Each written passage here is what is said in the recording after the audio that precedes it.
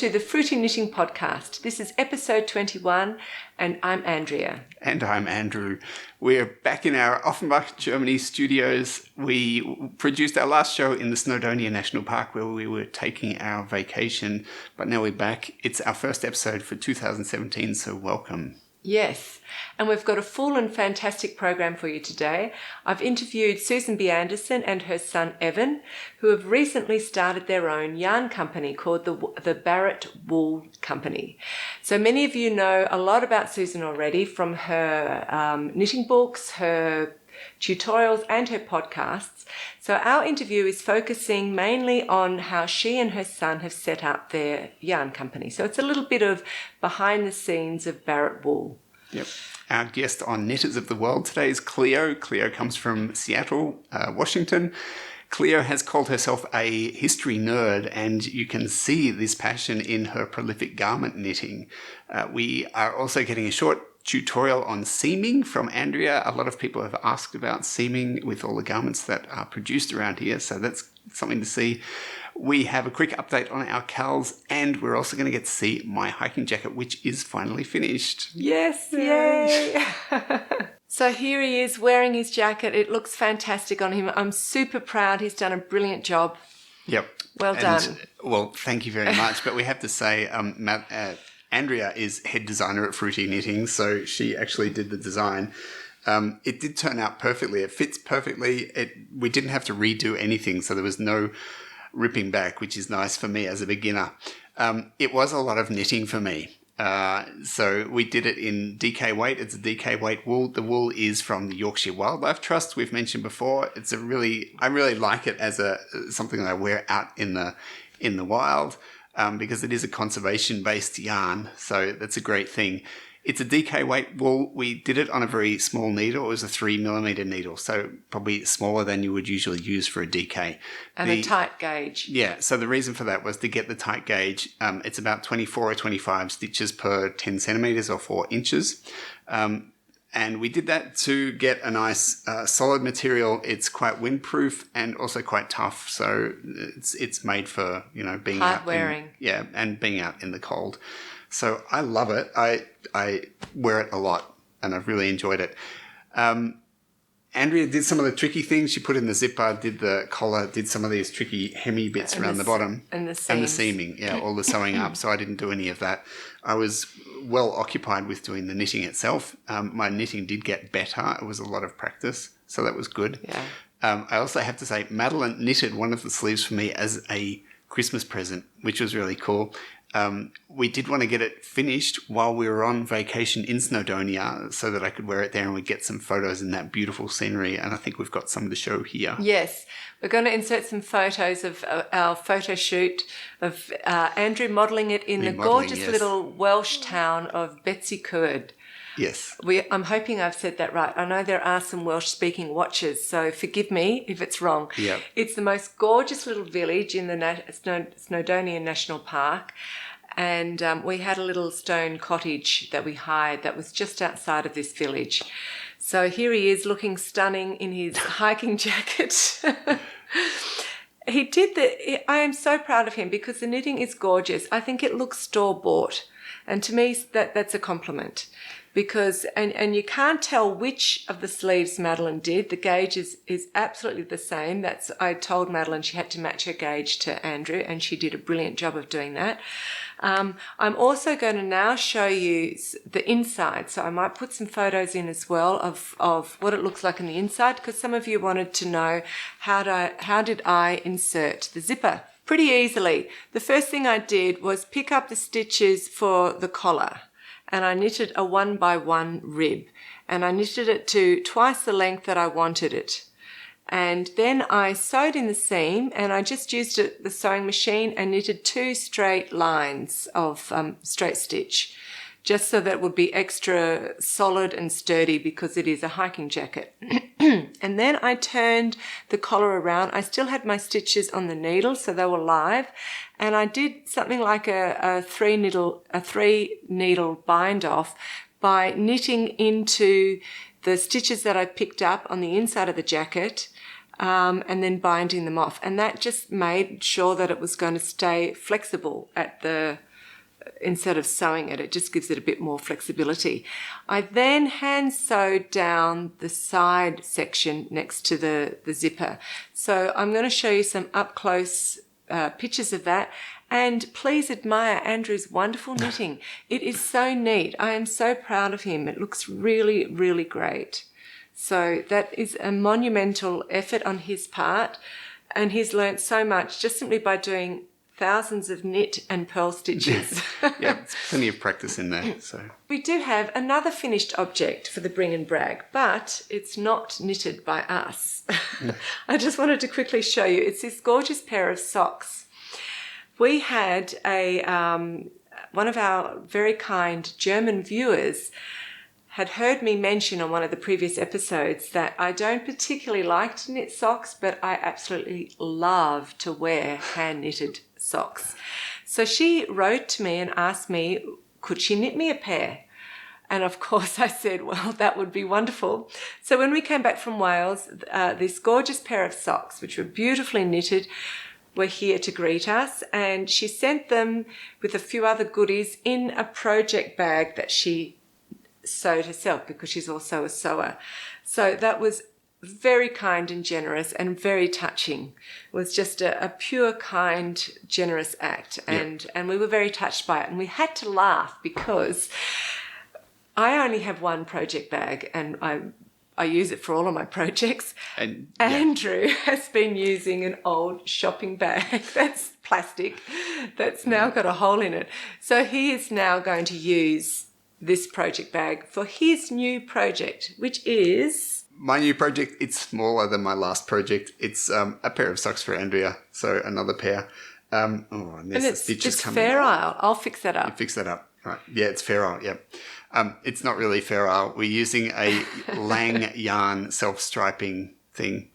What is it? Alpaca, merino, wool and nylon. Yeah. I thought it would be a bit of fun for Andrew to do some Fair-Isle. Yeah, it's just kind of a light break after the jacket, and it's coming along really well. Just doing knit stitches. So everyone who was concerned about my purling, I'm having a break from the purl.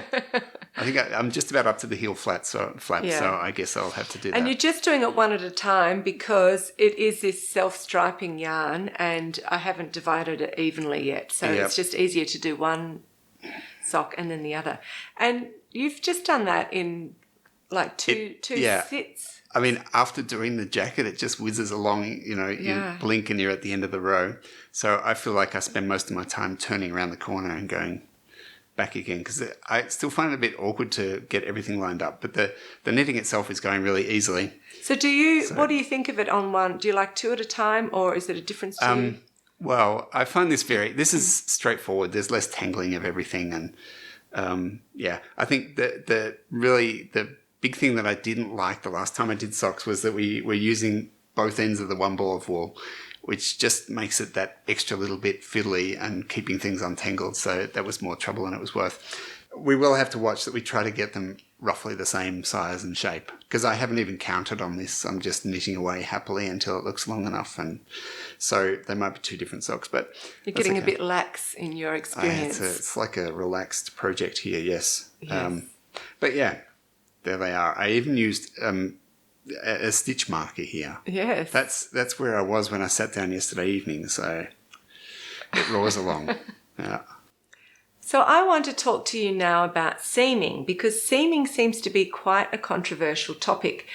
It seems that some knitters don't mind seaming and other knitters really dislike it, and for example if they're doing a garment they'll try to pick a construction that uses little or no seaming at all. And most knitting books or patterns will tell you to use mattress stitch, at least the modern ones. And I don't do that. And so I think I'm actually quite unusual. So, you're not a modern girl. No, I mustn't be. So I thought it's an interesting topic for me to share with you because my favourite construction is actually to knit garments in pieces and to seam them. And I often do fitted garments. So it's an interesting thing for me to share with you. I do want to say that if you are a happy seamer, I am not trying to advocate my method as being better. So please stay with whatever works for you. That's great. I just want to share my experience because I know that there are some people who don't like seaming, but maybe secretly would like to like seaming or would like to not mind seaming. So maybe what I do might be something for you, or just if you've got a bit of curiosity, you might find it interesting. So I want to first of all say that I didn't use the internet or books to learn to knit. So I only have just come to online knitting resources in the last 2 years. I learned to knit from my mother and my grandmother, and who learned from her mother, so my great-grandmother. So my mother was a very confident knitter. She was not an ambitious knitter, but a very confident knitter who knitted a lot of garments and sewed them up. That was her favourite things, garments. My grandmother, you could describe her as a true fibre artist. She was a highly skilled spinner. I grew up with fleeces all around me. She ended up being a very good wool classer through her experiences of working with raw fleeces. She was an expert hand dyer. She was dyeing her yarns. I can remember in the 70s and the 80s as a kid, she'd use the mulberry tree out the back, her walnut tree, her onion skins, a whole lot of ingredients from her garden she'd be dyeing her yarn with. She was a very good knitter and a crocheter, and she would actually even sell her hand-spun, hand-dyed, hand-knitted garments in galleries. So she was a really, really good fibre artist, very passionate. Her mother, my great-grandmother, was an extremely prolific and talented embroiderer and needlecrafts person. So there's really quite a long line of handwork. I was about to say Handarbeit, which is the German word, in my family through my mother's side. Now, I suppose you could say that my knitting cultural heritage came from England because my grandmother migrated to Australia in the 1920s when she was 11. So everything all the basics that I continually to use when I knit and what I learned from my mother and my grandmother. And they've stood me well, and that's what I keep using. They taught me to backstitch. Now, don't scream in horror. I know you will not see backstitch in any books, but they taught me to do their garments in backstitch. Now, I did find some backing for my backstitch by James Norbury, who we introduced very quickly in, I'm not sure which episode it is, but it's the vintage knitting and introducing James Norbury. He was extremely influential in English knitting in the 25 years directly after the Second World War. So from about 45 to 65, he designed many of these retro or they weren't retro at the time, vintage garments, which are very much in pieces and very fitted and a lot of detail. So he really is well known for his finishing and his fitting techniques. Now, in this book, the Penguin Knitting Book, which was published in 1957, in his book, chapter 6, which is called It's the Finishing That Counts, he talks about sewing things up. And he says, if I just skim to the right place, 2 seams only are used, a backstitched seam. And I can't tell you how happy I was to actually finally read it in a book, but somebody else was doing what I do. For all parts of the garment except ribbing, and a flat seam for the ribbing. So what he was doing is quite often they would make the garment up and then they would put on the cuffs and the hem, which was very fitted at the end, and he would use a mattress stitch to put that on, but all other seams, so for the underarm, for the shoulders, for the set-in sleeves, were done in backstitch, and that's what I do. It provides an incredibly sturdy structure to the seaming, which means that you can have your garments for years, wearing them and washing them, which my garments, I've got many garments that are 10 years old, and it holds its structure. That's brilliant. And I use backstitch on all kinds of yarn fibers. So whether it's a thin yarn or a thick bulky, I still use backstitch. If you've got heavy cables and things that are going to tend to with the weight of the fabric, pull, backstitch is perfect for that, especially for up here. Some people will always put a ribbon from one side of the seam to the other just to hold it stiff so that their material's not going to fall off. If you backstitch a seam, you won't need to do that.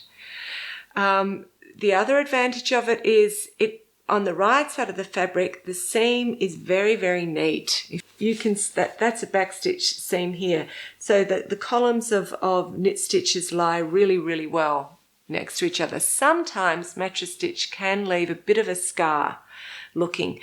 Backstitch does create a little ridge though, and that may put some people off. For me personally, it's never been a problem, and most of my garments are fitted. And I will backstitch like even a steeked. This is steeked, the sleeve is steeked and the main body is steeked, and I've backstitched this together in the set-in sleeve. So I do it all over the place. I think it's a great thing to do for beginners because it's so easy. It's harder to put two pieces of fabric and sew them when they're side by side than it is when they're exactly together. And it was interesting to read in here that James talks about your pins, sewing pins, as being very important. And I've always thought that your sewing pins are your best friends. They actually make your work much easier. So I think I need some pins in these socks. Do you need some best friends? Yeah. I'm your best friend. Anyway, so don't shout at me if you don't like backstitch. I'm not trying to convert you, but it is perhaps something that if you might be curious about, or if you don't like seaming, you might like to try. I have made 2 tutorials where I show you how to backstitch a straight seam and insert a set-in sleeve and backstitch that. That's particularly easy because when you've got 2 seams that are curved like this, that's harder to match up than it is when you're putting them exactly together and then sewing them up. So that's available for our patrons. They're about 10 or 13 minutes each, those tutorials. But what I have done now is done a really quick condensed version. It's 6 minutes long, showing you how I put in the set-in sleeve on Andrew's hiking jacket using backstitch. So that's available for you now to have a look at. It's only 6 minutes if you're curious. Straight after that, you're going to meet our guest for the Knitters of the World. Here's the body of Andrew's hiking jacket, and here is the sleeve. So the sleeve seam has been sewn up, and now we've got to insert the cap into the main body, and that's what I'm going to show you now. Place right sides together to sew. So I turn it inside out. This is the hole that's on the body, and this is the hole that's on the sleeve coming through, and I have to pin that exactly matching together. I'm working with the wrong side of the fabric facing me, but the right sides of the body and the sleeve are facing each other. And the first thing I do is line up the underarm seam. So the underarm seam of the body with the underarm seam of the sleeve. And I put them exactly together like that. Okay, so they're exactly together. We don't have to worry about that. Then we go to the opposite end of the circle. And we've got a little straight section right at the top of the cap. So we want to find the center point of that. So we take 2 ends and we put them together and then put a pin in here. So this center here is going to go exactly together with the shoulder seam, because that's the absolute opposite of the seam that goes underneath the arm, and pin that exactly together. So now we know these bits are absolutely together. The next thing I do is slowly edge around and pin, making sure that I'm not pulling one fabric tight and the others loose. You've mirrored the decreases under the arm of the body and under the arm of the sleeve. So they should be the little sort of stepping stones that or the stepping marks that you have on these decreases, they're pretty easy to match up. So you could start off by doing that. Okay, so that's nice there. And then we start at this end. And we just try to put it together without stretching either side. Okay, so now we need to pin these two evenly together and these two evenly together. If I was just to start at one end and go around like this and pin as I go, I might find suddenly I've got a really bulky bit on one side and a taut bit on the other. So that's why it's just better to divide it, and you're more likely to get it even straight off. Okay, so we've got this big gap here. I roughly put one in the center first, and then I put pins in the quarters.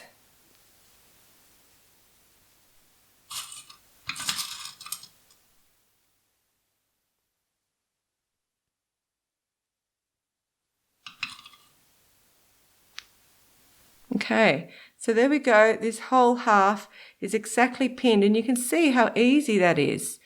But that's lying absolutely together as if it was two flat pieces. So it's no difficulty sewing it up. I'm going to do the same on the other side. Okay, so you noticed I put a pin in here. There's a pin there. I put the pin in the halfway mark and then the quarters. That's what I'm doing everywhere. Now that's just going to be very, very easy to sew together. So I get a long piece of thread because I didn't keep a long tail here. I ran out of wool. But normally when I cast off, I leave as long as tail possible. So it's already attached. I don't need to do a knot or anything, and I just sew with it.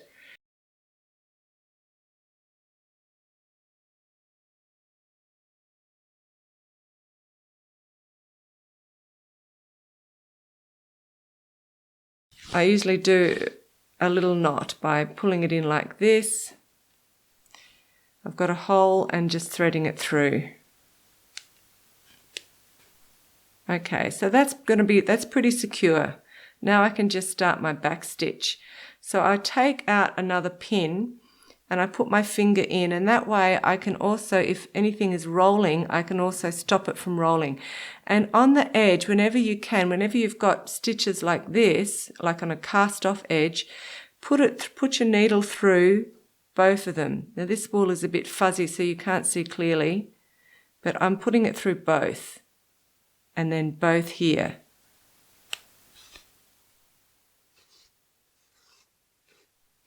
And I've got my finger here that just helps the yarn not tangle up too much. I've got my circle, and then I go back in here again.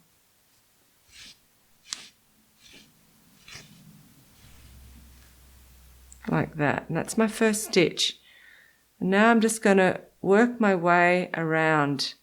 So I'm picking up 2 threads of the V's on a cast off stitch.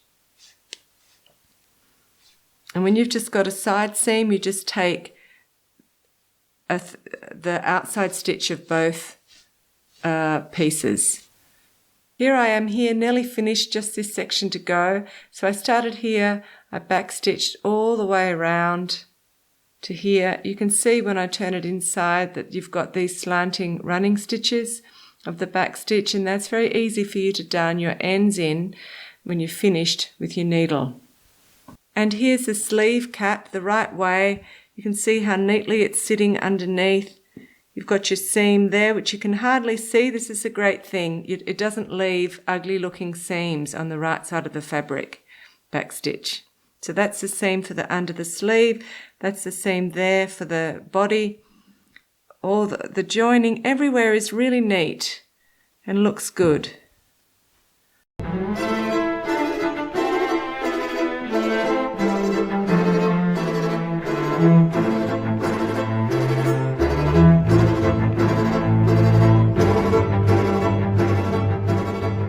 Hi, my name is Cleo. I'm a knitter from Seattle, Washington. I learned to knit back when I was about 8. I saw my mom doing it all the time and I wanted to know what she was doing, and she was kind enough to teach me.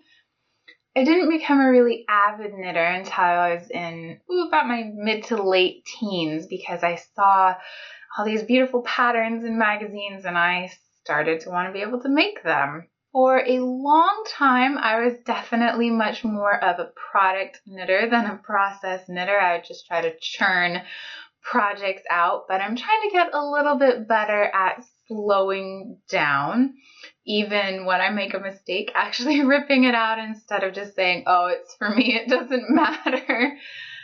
I like knitting because of the daily creation that it allows for. For a number of the past few years, I've been a student, and you don't always get a lot of positive feedback when you're spending your days writing a paper, but when you're knitting something, you get to see that outcome and have that sort of reinforcement. It's also really nice because you can make gifts for people, or you can make things that you couldn't get in the store, whether because they're too expensive or because you can't find them. It just allows for all those possibilities.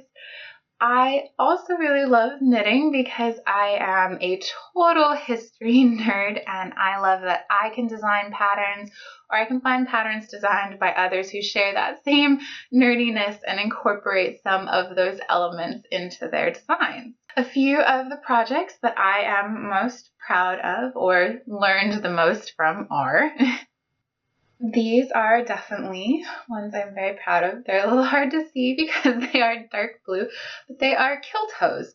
My partner and I met Scottish country dancing, and so when we got married, he was wearing full Scottish attire. And it turns out that it is very difficult to find kilt hose that are not black or white. So I said I would happily knit him navy blue kilt hose that would match his kilt, especially because my closet was full to overflowing with projects, so it was good to knit for somebody else. It was very nice to have a little homemade element, and it's such an important event. Another project I am very proud of is this one. It is a just beautiful Jade Starmore design that is, speaking of historical nerdiness, actually based off of the Tudors. And the original was done in these just gorgeous reds and golds, but that really wasn't the color scheme I wanted. I wanted something that looked a little bit more like water. And so this was the first time that I actually worked very hard to recolor something. And I'm happy with the way that it came out. But it definitely was an adventure in how to sort of work with colors to get what I was going for. This also was the first time that I used bobbins, and I discovered that I absolutely loathe them. I will turn something into a fair isle before I will knit it with bobbins or intarsia, but for this one project, it happened. I am very proud of this project because it is actually the first design that I ever wrote myself.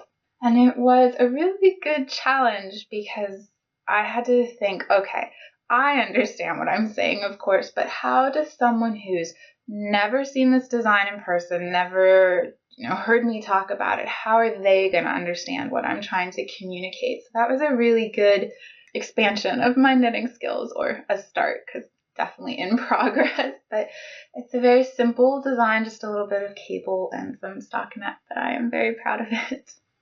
This was a very challenging piece that I worked on. It is another Starmore design, and it is knit from my mom because she actually has loved it as long as this design has existed. And I said, oh, I can totally make that for you. But this is the first time that I ever knit color work using all of the called for colors, which in this case was 13 different colors. So it was quite a few to work with. This was also the first time that I ever did steeks, which, as many people have said, are not that complicated. They're just time consuming because you have to cut them and stitch them down, and then you have to weave in all those ends. So while I am very proud of this, especially because it was a gift, which is awesome to be able to give to someone, I don't think I will ever do quite as complicated a fair isle again. This is another project that I'm very proud of, but expanded my skill sets. This pattern came out of the gorgeous book of Haps that was published recently, and it required me to do lace intarsia, which I had never done before. I'm sure plenty of other people had, but I hadn't even heard of it. But I had 2 skeins that were very similar in color, but not exactly the same, and I wanted to use them on this project, but I didn't want a harsh line to go across it and sort of interrupt the pattern. So I worked with 7 little mini skeins to try and do the intarsia. Of course, like I said, I hate bobbins, so I would never have used them. But it was a really good challenge, again, to figure out where in the pattern it was best to transition the colors. And I am very happy with how it turned out, because it was extra work, but it was worth it. A last project that I am very proud of, it's just a simple cowl. It started life as another complex colorwork pattern, but I did not want to be working with quite that many colors again. So it was a good exercise in how do I stay true to the design but create a project that's going to be more enjoyable for me to knit. And while it's certainly, the finished product is nowhere near as stunning as the original design, I am very proud of this one because I think it stayed somewhat true, but also I was able to adapt it to my own needs, which of course is the joy of knitting. So those are some of the projects I am very proud of and that have sort of tested my knitting skills as well as teaching me new ones.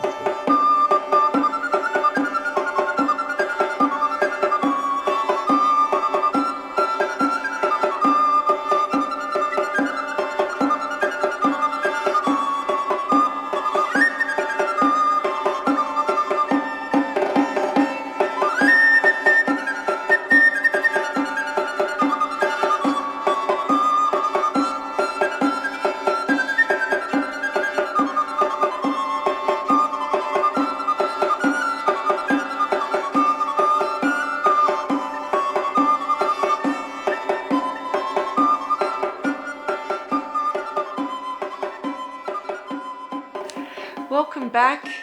Thank you, Cleo. Cleo is a prolific knitter. She has knitted hundreds of garments. I've been following her for a long time, and how I came to see her was what I normally do is when I've got a new project I want to knit, I go onto Ravelry and see who else has knitted that project and try to scan through the comments to see if there is a generic mistake with the problem that I can from the beginning avoid, or if people had problems with certain sections, I can plan that into dealing with that right from the beginning. Almost every project that I look up and want to knit, I see Cleo has already knitted it. She's already been there. She's been there and done it before me. So that's how I got to know Cleo. So thank you so much, Cleo, for your contribution. That was great. We're moving on to under construction now, and I introduced my new project to you quickly in the last episode, and that's the Catherine Parr by Alice Starmore. So I've knitted the back section. I'm knitting it for my daughter. It's from the 2013 edition of the Tudor Roses book, and I will insert some close-up photos of this because it's a very beautiful pattern and I want you to see all the stitch definition that comes with it. So the design was inspired by Henry VIII's last wife, Catherine Parr, and it's a garment that's knitted in pieces and seamed with set-in sleeves, which I've just mentioned is my favourite construction. I'm putting in waist shaping. The pattern doesn't have waist shaping, but my daughter Madeline wanted a little bit of waist shaping, so I'm putting that in. It's an all-over body pattern in a small scale kind of cabled pattern. This cabled pattern is reminiscent of the Tudor structures of oak and plaster. And then at the bottom there's a 2-colour stranded border which is on the hem and the cuffs and the collar, and that design is inspired by Renaissance wood panel carvings. So I think it's incredibly elegant, as all of her garments are. Very, very regal and very beautiful. Madeline's super excited to get it. Madeline is really keen here. She's really looking forward to it. I don't get to knit anything else because she says, Mum, when's it going to be finished? When's it going to be finished? Pressure is on. Pressure is on. The yarn is the Hebridean 3-ply, and the colours that I'm using is bog bean, that's the green colour, and golden plover, that's the gold colour. the two-stranded colour work at the bottom is done in pieces. So if you would like to have a go at learning to purl, ferrule or stranded knitting, this is a great project for that, because it is a very simple pattern and it's only a small section of it, so you could have a go at the purling as well. It's a great introduction, and you can see it's got these gorgeous little bobbles. So it's a lovely, pretty simple garment. It's not super complex, and you will get to learn quite a lot of technique through it. So I highly recommend it. This coming Friday, we have our next Fruity Knitting Live event, and our guest is Deborah Newton. Deborah Newton was on the show a couple of weeks ago. We talked to her about her most recent books, which are on fitting and finishing garments. So our Shetland level patrons will have the chance to speak directly to Deborah and to ask her questions about those topics, finishing and fitting, and anything else that we want to discuss. It's a pretty open and fun event. Yes. Our Merino level patrons will have access to an audio recording of that shortly after the event. So that's something to look forward to for our patrons. Yes, coming up next Friday, the 20th. I also want to say that our very first knitter of the world, Lena Alva, which we featured in episode 4, and she has a blog, Dances with Wool, has very kindly donated her mitten cuff pattern to our patrons. So patrons, make sure you get over there and have a look at this pattern. It's there absolutely for you. It's a beautiful, elegant pattern. It's very easy pattern for you to learn ferrule or stranded knitting on, and it's a great winter project. So just make sure that you're aware of it there and go and check it out. And thank you, Lena, for that. It was very generous. Yeah, Lena was one of the first guests on our show, and she was absolutely lovely. Did such a beautiful job of that segment. Yeah. So it's really nice of her to do this, and it's a great little winter project. Yeah. So thanks to Lena, and check it out. It's a PDF download on the Patreon site there, so you can find that easily. I did want to mention quickly our Patreon campaign. Producing this program every 2 weeks is a lot of work. Andrea does it all. Particularly the interviews and the Knitters of the World segment take a surprising amount of work. There's a lot of preparation goes into it, researching, finding guests, lining up who's going to be on when. And post-production. Yeah, post-production. The recording itself is actually the very smallest part of the whole process.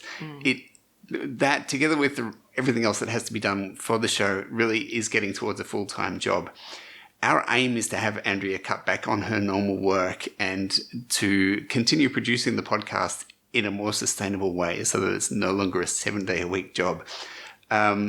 We are really looking forward to 2017. We've had a great break in Snowdonia the last couple of weeks, but we're back now aiming to produce the show every 2 weeks. We would like Andrea to cut back on her normal job so that it is more sustainable to do the show. But to do that, we really do need your financial support. We are using Patreon to do that. It's a really flexible and we think a really good direct way for fans to provide support for a show like this. So please do consider, if you enjoy the show and you want it to continue, please do have a look at what we've prepared there. There's a lot of explanation.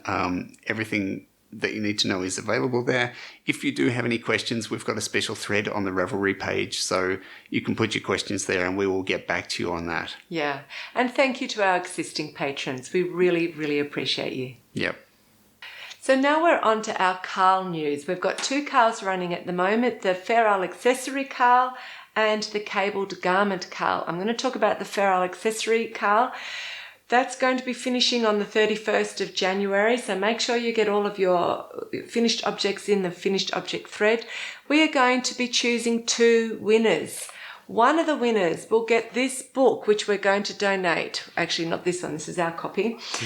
But we are going to donate a copy of Felicity Ford's Knit Sonic Stranded Colourwork source book. We interviewed her in episode 12. She is an amazing character. You have to see this interview if you haven't already. This is a perfect source book for small projects, for you to really delve into your creativity and start creating your own patterns. And she tells you how to do that in such a thorough written format and system. So this is a very exciting book to have, and we're very excited to be able to donate it to the winner. Yep, Felicity is super fun and put an enormous amount of thought into this stuff. So. Yes. We've got another great prize which has been donated to us from Über den Traum, and that is Over the Dream. And this is going to be a special kit, like a knitting tool case, and there'll be a lot of things incorporated in it, and you'll be able to choose some of the things. So there'll be sewing pins and stitch markers and gauge rulers and things, but there's also going to be 3 sets of knitting needles which you will be able to choose your size.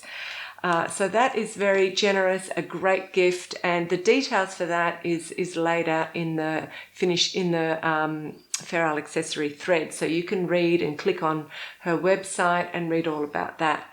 So we want to thank her for that donation, and we look forward to picking the winners. The cabled garment, Carl, I want to extend for 1 month, because cabled garments are quite a lot of work, and I think you deserve an extra month because there's 3 projects which have been finished already, and hooray to you. There are 3 great projects, but I think there's some more that are almost going to be finished, and I'd like to give those people a chance to be able to put their garments in the finished object thread. So that Carl will now be extended to the end of February. So get clicking with your knitting needles and try to finish those projects, and that'll be very exciting. We're now up to our interview with Susan B. Anderson and her son, and I really don't feel like I need to introduce Susan to you because most of you will already know her very intimately. She is a wonderfully popular knitting personality, but you will very much enjoy meeting her son, who is very charming. That's Evan, and he is the business head behind their yarn company, the Barrett Wool Company. So please enjoy the interview, and we will look forward to seeing you again in 2 weeks' time. And thank you so much for spending your time with us today. Yep, thanks very much for being with us today. We look forward to seeing you in another 2 weeks, and we're looking forward to a great 2017. Yes. Bye. Bye.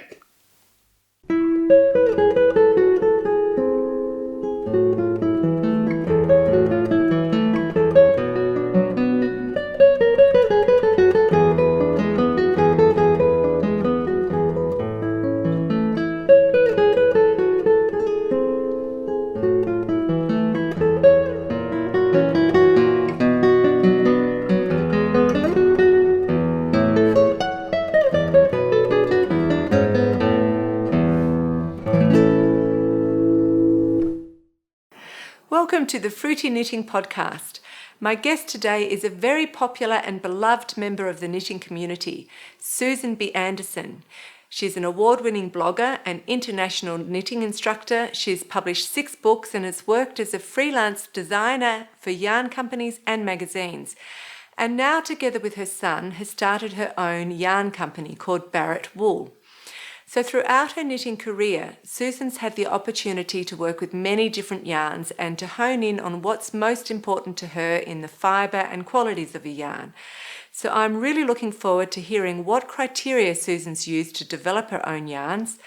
And at the end of the interview, we're going to get to meet Susan's son, Evan, who's also her business partner.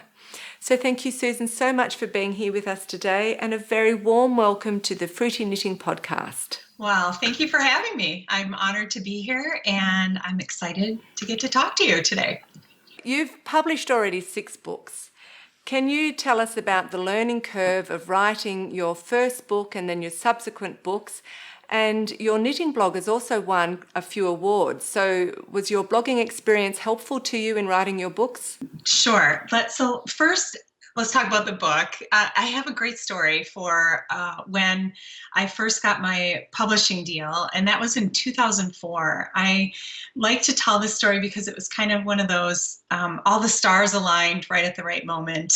And it was kind of a fun and exciting time. I was working at a small yarn shop, and the shop closed. and it was really sad. I not worked there very long, maybe a year or so. And it was right at the time when knitting books were coming out, just starting to come out. There was always Debbie Bliss and Kate Fawcett, but there was no variety. But all of a sudden, these beautiful knitting books started coming out. So I started thinking, when the shop closed, oh, maybe I should try to get a knitting book. I had had some local success. There was no Ravelry or any kind of online pattern sale avenue at that time. So I had some printed patterns, and I put several of these patterns in a box, and I found the address to my publisher in the back of a book. I didn't have anyone's name or anything, and I just put a baby hat and a couple of these printed patterns, and I wrote a very brief letter that just took a few minutes to write, and then I sent it off to this publisher and in New York City. And I live in Madison, Wisconsin, which is, you know, small in the Midwest, and within 2 weeks, I think it was under 2 weeks, they had emailed me back and had offered me to do to write a book with them. That's Artisan Books, and I was elated and so excited. But then, on the other hand, I thought, what have I gotten myself into? I wasn't sure. The first book was Itty Bitty Hat, so I set out on this task to design. I think it has maybe 30 baby hats in it or something. It actually was published in 2006, so I just had the 10th year anniversary of that book. But the learning curve was incredibly steep. It was. You know, from ground zero. I didn't really know how to write a formal book proposal. I had no idea, you know, the process of writing a book, and the photography and all that coordination, which much of it's handled through the publisher. But, you know, as the author, you have to have your finger kind of in every pot along the way. And the work is extensive, and it kind of ebbs and flows. So it's you know, at one point, you know, you're working night and day, and then it goes back to the publisher, and you feel this wave of relief, but then within a short period of time, the more work is sent back to you again. So it's just kind of this ongoing thing. Each of my books probably took about 2 years. And after that first one, where I kind of got the rhythm of how things would come to me and go, and what, you know, my actual duties would be, and I really kind of understood it a lot more. So that the subsequent books really went really well, pretty much like clockwork. And I kind of established this great relationship with my editor at my publisher at Artisan Books. And so we worked for many years together, probably maybe 8 or 9 years together, and we're still great friends today. He ended up leaving the publishing company, but he really guided me through that learning curve. And in about 2006, you asked me a question about the blog as well. I didn't have a blog before I started writing books, but when I went on my first book tour in 2006, those were the days where the publisher would send you out to, I think I went to, I don't know, I have no idea. It was between 12 and 20 different, maybe a dozen different cities. And I would do all these interviews and have book signings. And it was really a fun and exciting time. And I'd meet all these knitters all over the country. And they'd say, oh, how can we keep in touch with you? You know, when you go back home, how can we see what you're up to? And when I got home from that book tour, I thought, oh, I'm going to start a blog. So in 2006, that's when I started my blog as well. So, and that really has been just as fun adventure, and really has been incredibly helpful in along the way. It's been a great place to write and keep in touch with people, and I've really enjoyed that along the way. So then after that first book, I did 5 more books with the same publisher, and right now I'm kind of taking a break from the formal, traditional publishing aspect, and it's been 10 years where I haven't ever been not writing a book for a publisher. So that's been kind of a new experience too, which has been kind of fun too. take a break. Yeah, because you've actually had your patterns published in a variety of different ways. You've also self-published on Ravelry, haven't you? And you've had other yarn companies publish your patterns like Quince & Co. So can you just quickly give a short answer on what's the pros and cons of all the variety of options for publishing? I think they're really mainly pros for publishing in all these different venues, and including self-publishing. And what's so wonderful today versus when I started is that there are so many options for people who want to get into designing. You can self-publish a pattern. You can try to submit to different places, magazines, online magazines. I mean, there's such a variety, various yarn companies that are publishing patterns by different designers all the time. And I just find that so refreshing and exciting.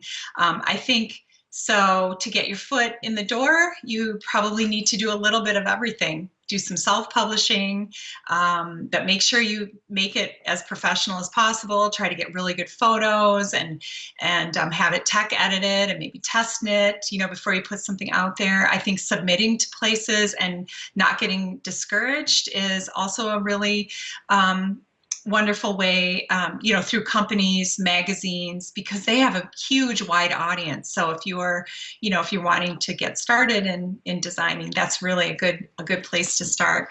And don't get discouraged if you get turned down. I think, it's a great way to start.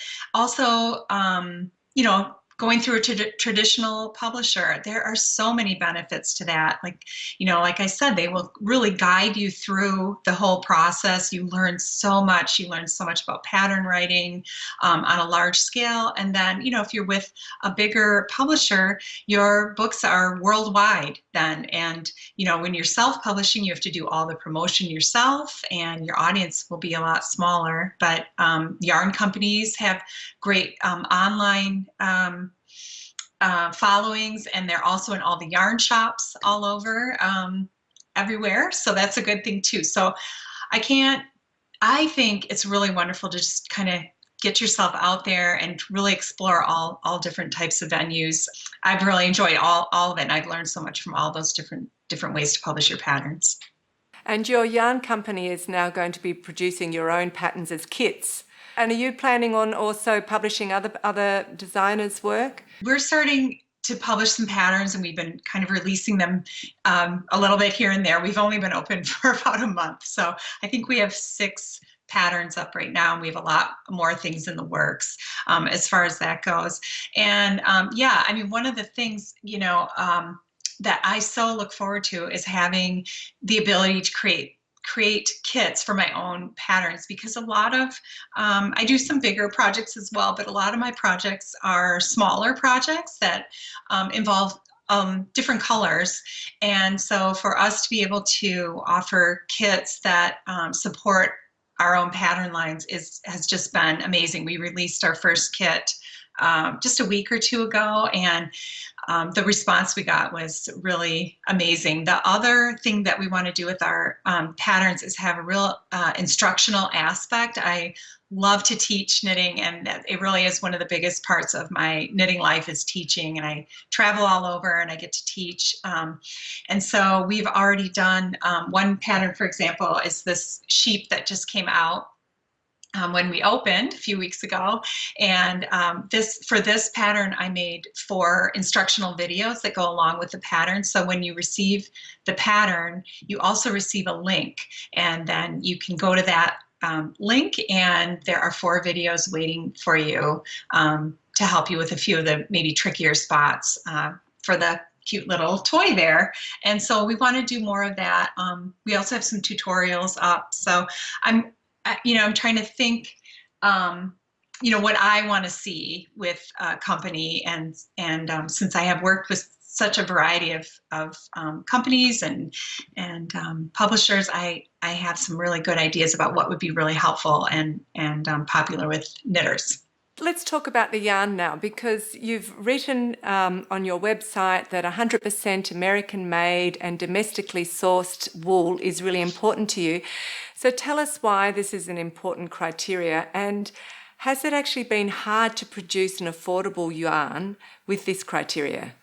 We put so much thought into our yarn, and we explored some different ways that we wanted to go about having our own yarn line. I love everything about being home and having things close by and supporting local people and indie dyers. And, I just love the whole yarn industry. And so we wanted to keep it, in the United States and American wool, just for a lot of reasons. One, simplicity, and our yarn company it's very small. We're just starting out, but if we can contribute somehow to the wool industry in our country and to provide work and jobs, and no matter what scale it is, I think, we're contributing and keeping our environmental footprint smaller. And I think that's just a wonderful thing. And so, there's a whole chain of jobs that go with every yarn line. And we're just really proud that we can keep it all, pretty close to home. And then I forgot the second part of the question. Has it been difficult to produce an affordable yarn with that criteria of it being domestically sourced and locally spun? We did a lot of back and forth, and we worked on our price point very much, and we think it's just really a nice price point for our yarns. We didn't want to. I didn't want to have a hugely expensive yarn because I want it to be very accessible. So that's really important to me. I want it to be something that everybody can use and hopefully afford, and or most people anyway. And amazingly enough, once we got kind of in touch with the right people, the people that we work with are incredibly helpful and friendly, and it took a long time, a lot of back and forth, but when we finally settled on our final product, when I look back on it, the most difficult part of it was just the amount of time that it took, months and months just of back and forth to get samples and to get things approved and set in motion. So that was really the most challenging part about it. What's your perception of how American hand knitters feel about 100% American made or locally sourced? In general, is that something that's important to them, or are they perhaps looking at other factors first, like variety of yarn styles or price or quality? How high in their mind do you think that is? I know from my own perspective that I love to see American products, as I'm sure people in other parts of the world love to see products from their own countries too. I don't know why. I have a soft spot for that, and from the reaction that I've gotten from other knitters and American knitters, and from other places too, but is that it's gotten a hugely positive response. I think people want to support the yarn industry in their own country or the wool industry, because it has struggled historically, and hopefully it's kind of making a comeback a bit. And I think everybody wants to contribute to that. I think people also like variety as well. So, maybe if they buy a little bit of American wool, and then they can also, of course, get other things as well. I think that's great. But, when I see that personally in a yarn company or any company, I think I love it. It makes me really happy, and it makes me want to buy that more, so that's my feeling on that. So let's talk about your yarn production. Talk to us about the whole process in a short version. So sort of from the start to the finish, and maybe you can talk about what sheep breed fleeces are used, or why you chose 3-ply worsted, and how the yarn is spun. And in that question, maybe if it's relevant, because you were a spinner yourself, did your learning, or what you learned through spinning yourself, did that influence your yarn choices, or on how you decided you want your yarn to be?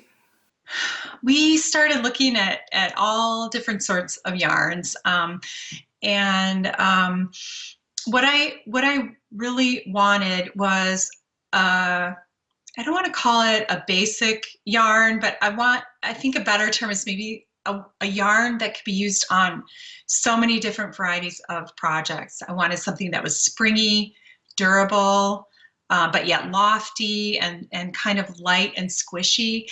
All these words that describe the type of wool that I want. So we went through a series. So we kind of have a project manager, and he helps us, contact local mills, and then he helps facilitate anyway the whole process. So when we first started, we would get samples of, you have to buy a certain amount of wool, and then it has to be spun, and then they'll send you samples, and then you look at these samples and you decide, what it is you like and don't like about that certain sample, and then they get sent back, and then they redo it, and then it comes back again. This takes months and months and months. Yeah. And so it's a really a long process.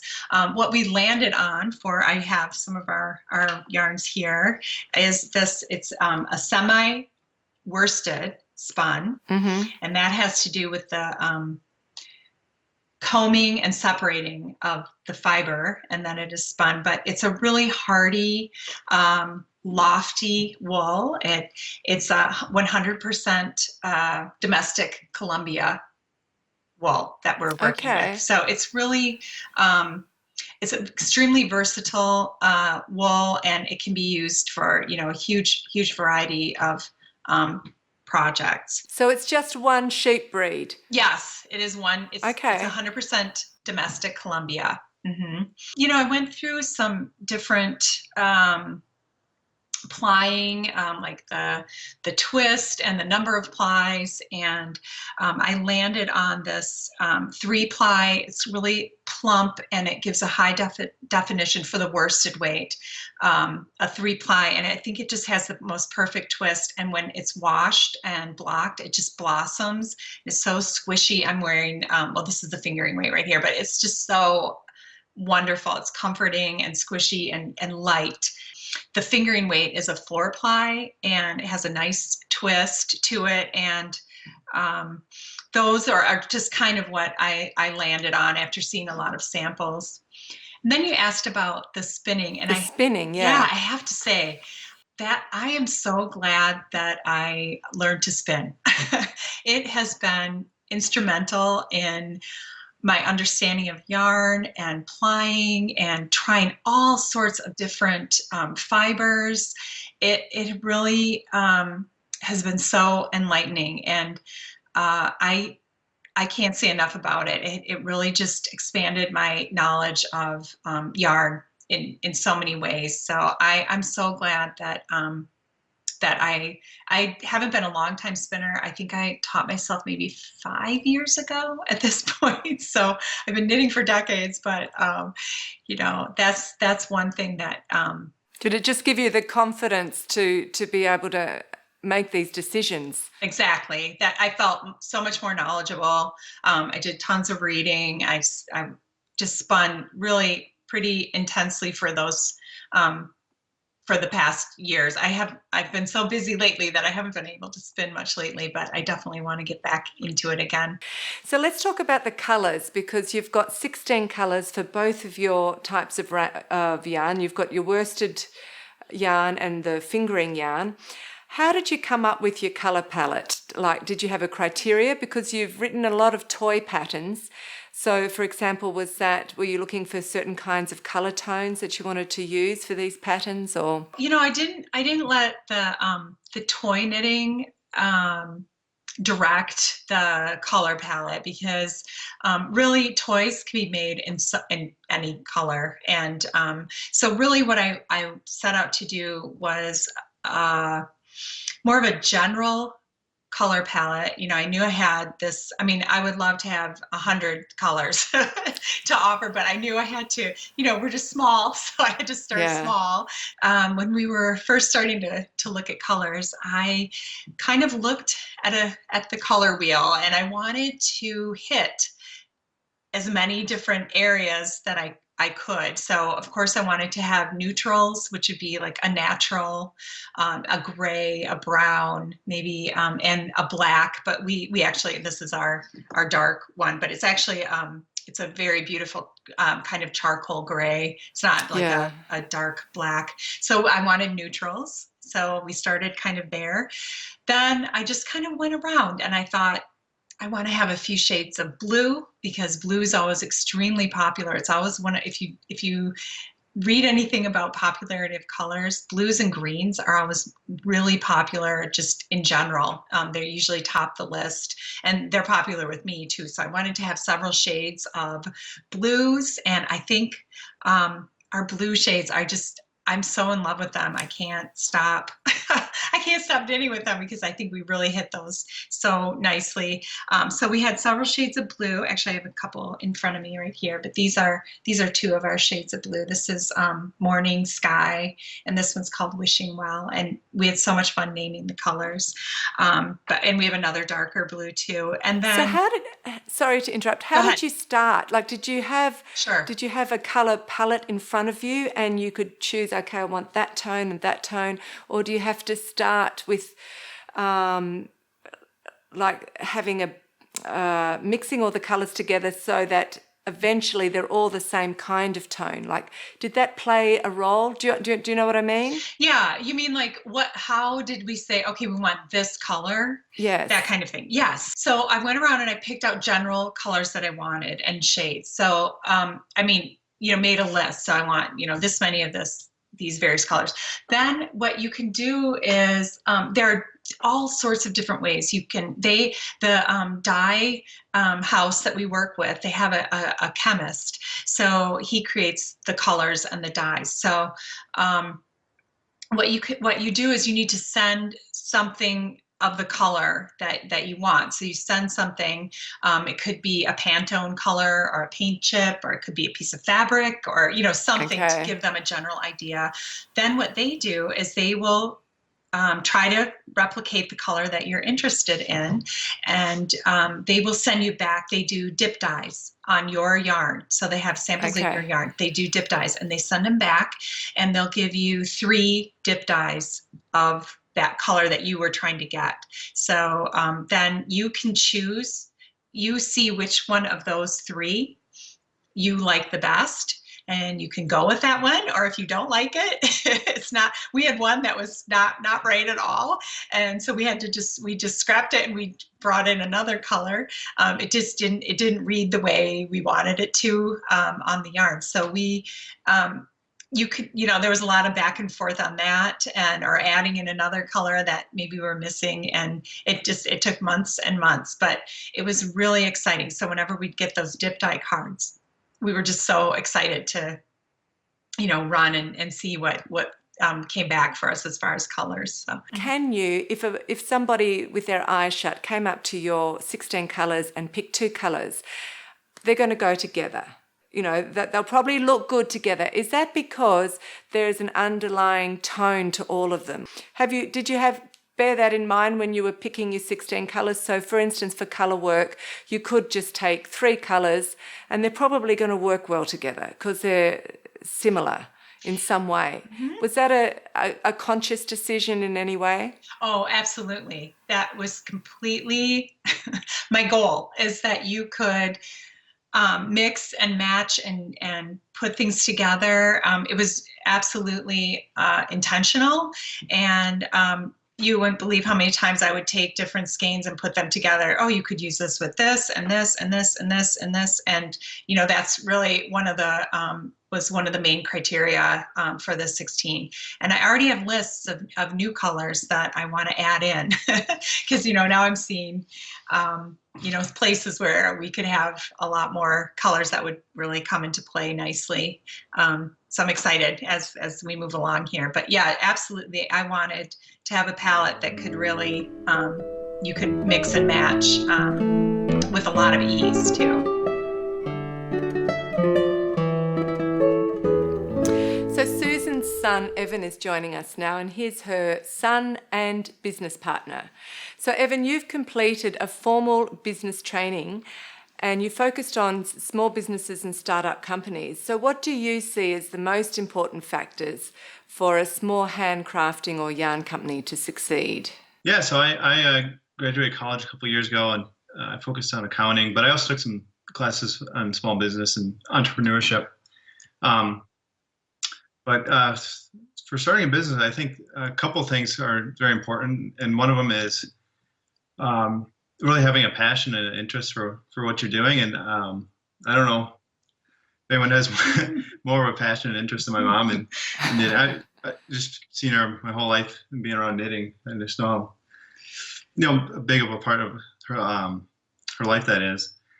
And then for me, I really got interested in business and starting a business when I was in school, and I think that this is kind of a perfect match of our two skill sets.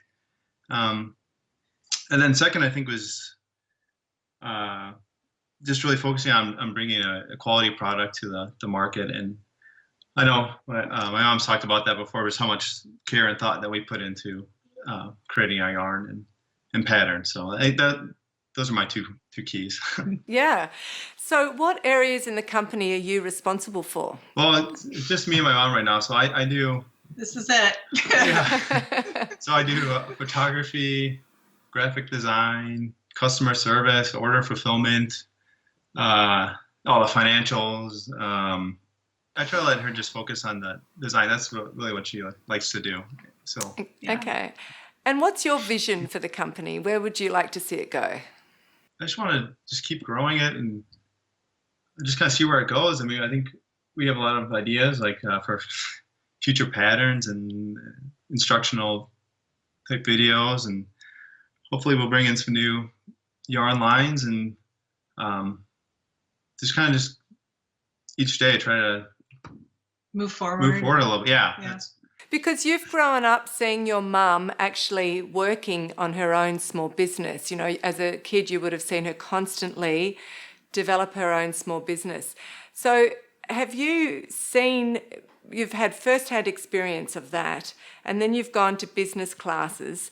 Is there anything that you've picked up from your mum that you weren't taught in your business classes? Being around my mom, I just realized that it's good to sometimes take a chance on yourself and take a risk. Because I remember we were in New York and we met with a couple of people from the publishing company, and they were telling me how small of a chance it was that her book even came to light. And I think a lot of times people are maybe put these artificial limitations on themselves, and sometimes it's good to just put yourself out there and I don't know, it seems like a lot of times good things come back. So that's kind of what I did. I mean, I left a kind of a standard office job and took a chance on myself. So I'm hoping good things happen with us. Yeah, and we're having just so much fun along the way. I don't think we've ever had more fun. It's just been amazing so far. So we're very appreciative for the response. This is a question for both of you. In setting up your business, has there been any surprises, as in things that you thought were going to be difficult have turned out to be easy, or things that you thought were going to be relatively straightforward have been really challenging? So things that have happened in the opposite way than you expected. I think that the only thing that's been sort of challenging is just the amount of time it takes. We literally have been working since conception of the company. It's gone through all kinds of transformations, but the time amount that it has taken for us to get to where we were ready to open, and we said too, that we were the only ones on the company, but we of course have hired freelance designers and tech editors, and we have all sorts of people that work with us. So we're the ones kind of manning the headquarters, but we have used the talents and had a lot of input from other really talented people. But I'd say mainly just the time, amount of time it takes, to get one sample. And then if you want to change something and do, it would take literally, months to get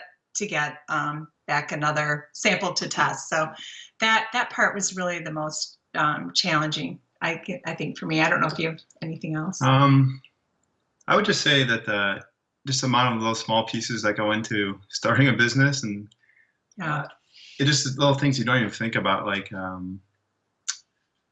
where to get shipping supplies, or certain label printers. I don't know, just all these little things that have come up that you don't even think about, and then all of a sudden you have to go out and find where to how to acquire that stuff. Yeah, and he's good at that. He's good at sourcing things. So that's another hat that he wears there. So yeah. So it seems like you work very well together. Yeah, we're good friends. We are. We're good friends. We work very well together. He does. He's a very creative person too. In fact, in our we did an introductory video, and he shot all the video. He wrote the music for it, and he has always been really a creative soul. But he has a really good logical thought process as well. So whereas me, I'm much more on the creative side of things. I mean, I have trouble even keeping a calendar. It's that linear thought that is harder for me to do. I have a lot of ideas all the time and things more like that. More chaotic, and he's more organized. Yeah, exactly. So we really do. It works really well together, and he keeps me on track. Like I'll want to start a new project, but I have to finish this one. I can kind of bounce around a little bit. So he does a good job helping me keep on track in achieving goals too. So it's been really a wonderful experience. So no matter what happens, we've had a great experience so far. True, so we are loving every minute of it. And Evan, you also knit. We have to finish soon, but just quickly, how has that been for you? Is that something that you started when you were younger, as a child, or doing your own yarns now? Has that sort of made you want to play with the yarn a bit more and see the physical properties of it? And she taught me how to knit. I think I don't know, maybe 10 or something like that. Yeah, but it's definitely something I want to get better at, because I have a great resource here, and I feel like I should take advantage of it. He's a sock on the needles now. Well, talking about resources, I had thought, you going to business school, did you start seeing your mother as an underdeveloped asset? Was that one of your motivations? Because she has so much there going for her that she does kind of need a business head behind her. And is that how you viewed your mother? Maybe a little bit, but I just see her. She always, she's very nice, and she does things for other people all the time. And that maybe it's time for her to have her own thing to hang her hat on. And exactly. So, I've worked, I've promoted other companies. I've worked for other companies, just for years and years, and just to have something of my own and to be able to share, the way I want to share it. And I really couldn't do all of that on my own. It's so much work, and it can be, overwhelming at times. And to have someone helping me take care of the business aspect. And I have to say too, my husband does a lot too. So as far as the business side, he's an attorney, and he's been a really helpful force along the way too. So he helps us a lot too. And has been extremely supportive of the business too. So Well, that's great. That's fantastic. Just from seeing you together and what I've read about it, sounds like you've got a great family. That family's really important to you. So it's fantastic that you can work together, and I wish you all of the success that you deserve with your new company. And I'm really looking forward to knitting with your yarn and experiencing it. So thank you so much, both of you, for coming on the podcast and, sharing a little bit of the behind the scenes of the Barrett Wool. Thank you, Andrea. Yeah, thanks for having us. It's been very nice talking to you. Thanks. Okay, bye.